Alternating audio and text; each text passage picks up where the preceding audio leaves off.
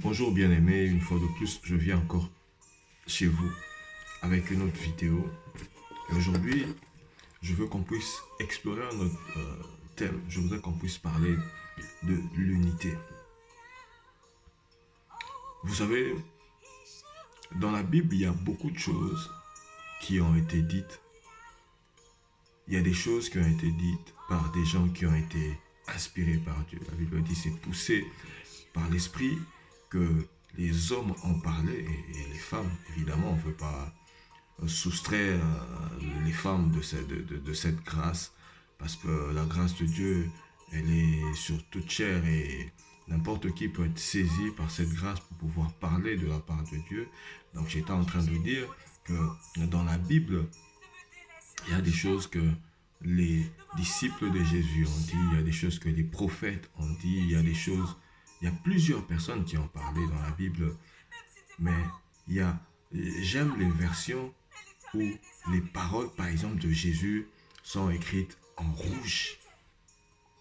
Les paroles de Jésus, on met ça en rouge pour dire, oui, il y a beaucoup de gens qui ont parlé, qui ont dit, mais ça, c'est Jésus lui-même qui dit. Et, et dans la Bible, il y a des choses que Dieu lui-même a dit. Et quand nous allons, aujourd'hui nous parlons de l'une de ces choses, on parle de l'unité. Et quand nous allons dans Genèse 11 au verset 6, alors que le peuple parle un langage commun et se décide de construire une tour pour arriver jusqu'au ciel, Dieu dit, alors qu'ils sont en train de parler maintenant un même langage, rien ne peut les stopper. Rien ne pourra être impossible à eux. C'est-à-dire, tout ce qu'ils voudront faire, ils seront capables de le faire. Waouh, waouh, waouh, waouh. Vous imaginez ça? Tout ce qu'ils sont capables de faire, ils pourront le faire. Tout ce qu'ils ils voudront faire, ils seront capables de le faire. Bien-aimés, l'unité,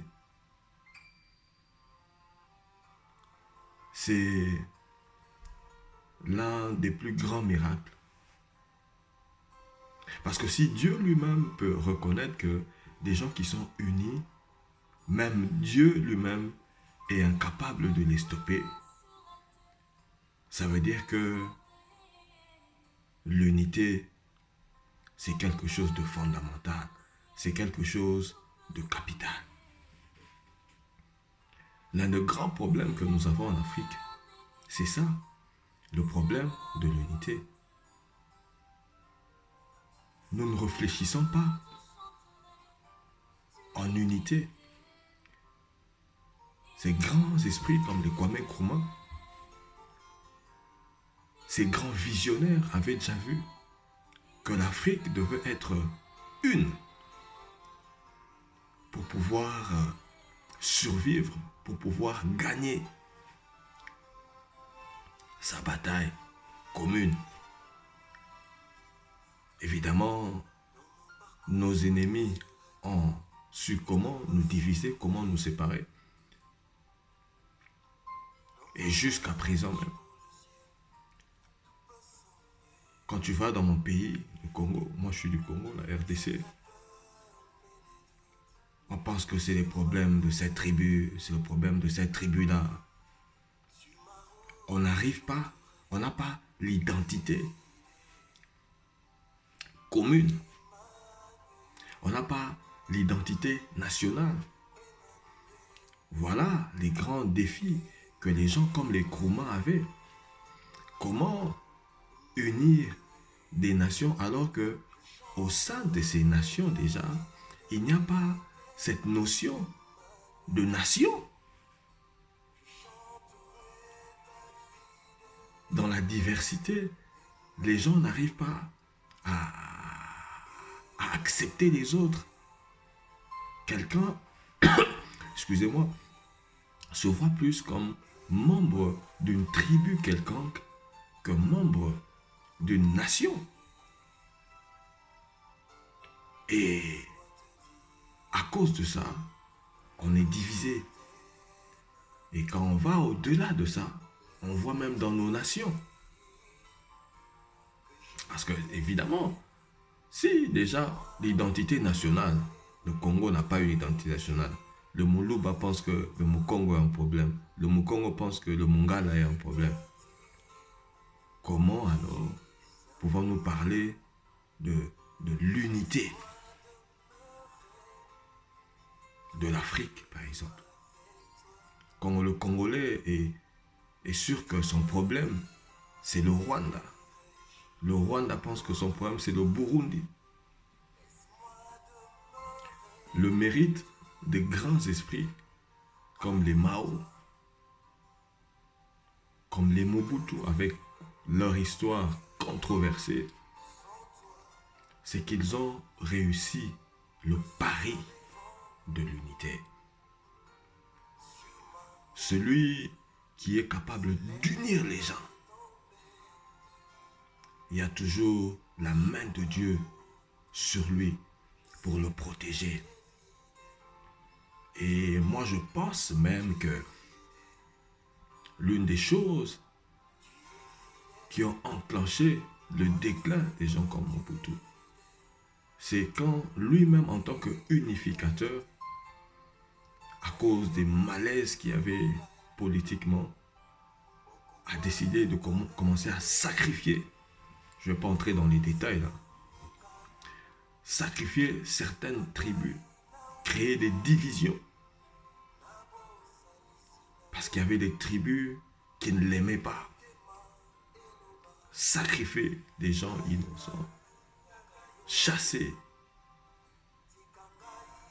d'une province pour rentrer dans leur province avec toutes les catastrophes, tout ce qu'il y a eu comme problème, des morts dans les trains, la haine tribale, celui que Dieu avait béni pour instaurer l'unité, pour réunir le peuple congolais. Quand le bâton que tu as là, quand tu commences à faire des choses contre ça, évidemment, l'aura de protection qui est contre toi, toi-même tu commences à l'endommager. Bien-aimés, vous savez,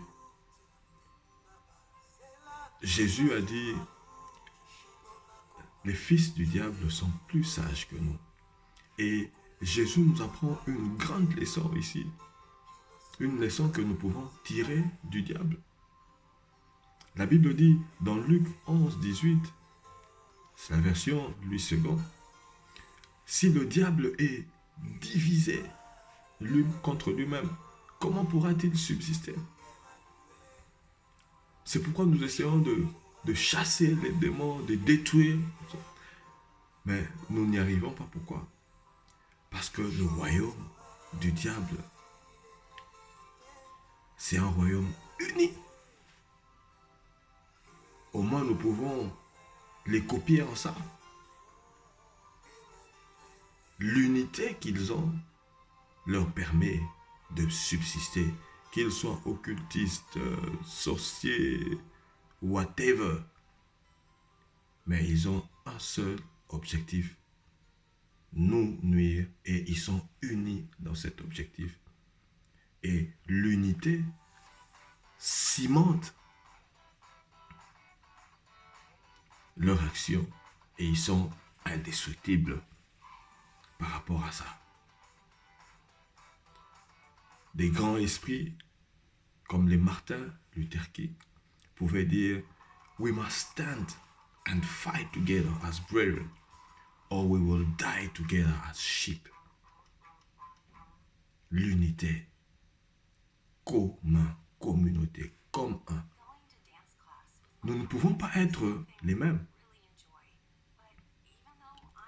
Nous devons, c'est normal que nous soyons différents. Mais nous devons chercher ce qui nous unit pour pouvoir regarder dans la même direction et arriver à quelque chose. les Chinois, les Indiens ne pouvaient pas arriver à ce qu'ils sont en train de faire aujourd'hui si le préalable, là, l'unité, n'était pas. C'est pourquoi, bien que Deng Xiaoping soit des architectes de l'économie de la Chine aujourd'hui, mais les gens vénèrent toujours la personne de Mao parce que ce sont des gens, c'est une personne qui a réussi à unir le peuple chinois. L'unité. L'unité. Peuple africain. L'unité. Nos dirigeants. Parce que de fois, nous disons nos leaders, dirigeants. Mais je ne pense pas que tous nos leaders sont bêtes. Il y en a qui sont très intelligents. Mais comme on dit, un peuple mérite ses dirigeants. Le problème, c'est nous, en tant que peuple, nous pensons encore, c'est pas dans d'autres pays d'Afrique, mais dans mon pays, le Congo. Quelqu'un va voter pour quelqu'un d'autre, pour une personne, parce que c'est une personne de sa tribu. Il ne regarde même pas les compétences que la personne a, s'il pourra. Non. Seulement parce qu'il est de sa tribu, il va le voter. C'est pourquoi même les leaders qui sont en train de dire non, je vais défendre mon peuple. Mais il se rend compte que s'il veut défendre son peuple contre les gens qui veulent, qui se sont déjà accaparés de nos pays et qui veulent rester là, nos dirigeants se rendent compte que si je veux me battre pour le peuple, eh bien, ils vont utiliser une autre personne qui va accepter de trahir. Les exemples sont légion. On a vu ça au Burkina Faso, où Thomas Sankara s'est levé et les choses ont commencé à marcher. Qui a été utilisé pour l'éliminer? Ses propres frères. Et le pays est rentré 10 ans en arrière.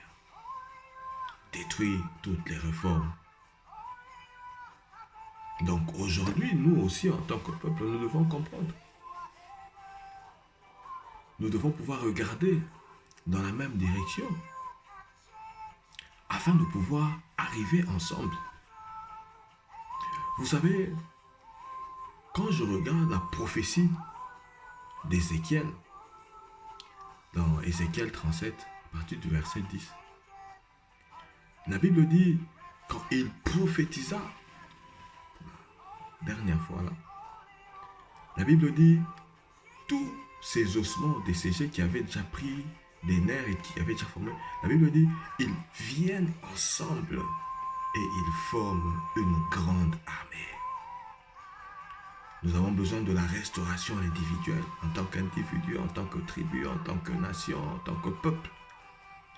Mais quand nous sommes restaurés ensemble, ce que nous devons maintenant, c'est comprendre que nous ne sommes pas restaurés ensemble pour nous combattre entre nous, mais nous sommes restaurés ensemble pour combattre ensemble, regarder dans une même direction pour arriver à un résultat positif.